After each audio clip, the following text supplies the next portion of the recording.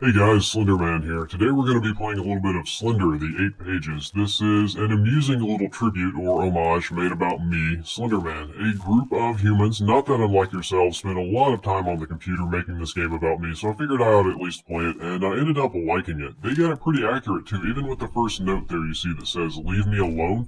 It serves as a pretty good warning, and with most of my victims, I do like to give them some kind of warning, like, hey, you're gonna die, this is gonna be a really fun game of cat and mouse, but it's kind of dangerous. They like to view themselves as the protagonist in these sort of scenarios, so I like to give them a sort of heads up. I don't like them playing the role of the fool. It's not quite as fun. Overall, I would say that I'm very happy that this game was made.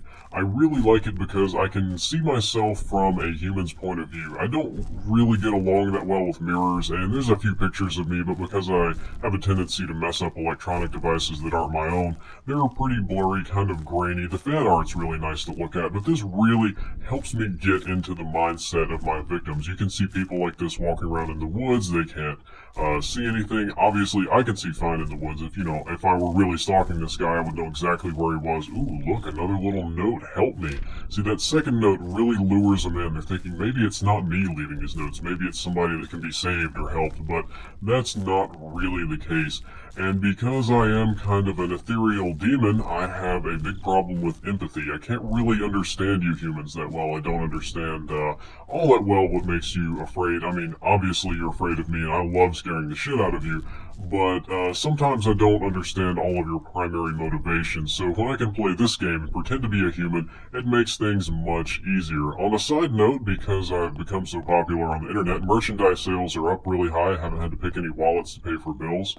Ooh, you're gonna like this. They're in the bathroom of death again. I like it. They think because they're inside, they're not gonna see me. Just wait for it. Wait for it. Oh, it gets them every time. And they're gonna run back inside, thinking that they're safe and that everything's gonna be fine, because Slenderman, the monsters, they can never come inside, right? It's not like I could fit through a normal size door now! Oh, these teenagers, they're so easy to get. But yeah, merchandise sales are up. It's very easy to pay my bills these days, kind of being an internet celebrity, not so much pickpocketing.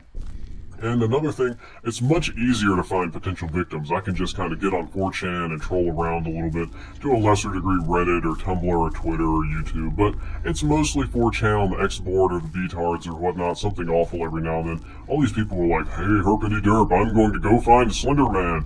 And because I'm kind of a technological-based monster, I know exactly where they're going to be. Watch that. There's another note. And a lot of you don't really understand. Part of what I am is I kind of play with technology. I kind of turn it on you. You humans really like it, but I turn that against you, like those flashlights that don't work. Mostly go for teens and tweens, minors. They have a tendency to taste the best. They're the most fun. When you go for adults, they have a tendency to shoot or use sticks or swords. I chased down a veteran once. He had a gun. He shot at me, and it didn't really hurt too much, but it wasn't as fun since he wasn't quite as scared. And you gotta be a little bit careful with the betards. I found one of them one time. He was actually kind of wanting to get captured. See, there we go with the technology again. I really kind of like the EMP distortion field because you're so used to it, and when they start failing, when cell phones don't work, when your cruddy flashlights don't work, you really start to panic. But yeah, that Beatard guy, he kind of had a fetish for guys in Zentai masks and white gloves, and he wanted to do some things that I really just weren't into. I don't prefer to mate with you humans, so I had to put him away quickly. I don't normally talk about what I do to victims on the internet or other places because it's just, it spoils the surprise for you guys. Speaking of which, this poor fellow here is going to be in for quite a surprise. This is definitely my favorite part of the game when I'm starting to close in on him, and you can see how humans panic and run around and they don't know what's going on. I wish that a few more of my otherworldly friends would catch up with modern times and start using computers. Because of the internet and the humans that are connected to the internet and their computers, it's never been easier for me to scare people, and every time I scare somebody, I just grow that much stronger. Matter of fact, I'm more powerful now than I ever have been before. Poor Mothman is still stuck in the 70s posing for people that have Polaroid cameras, and Bigfoot, he was never really mainstream to begin with, but then again, I don't think they have cable TV out there, much less the internet. I think it's about time to finish this guy off. Slender out.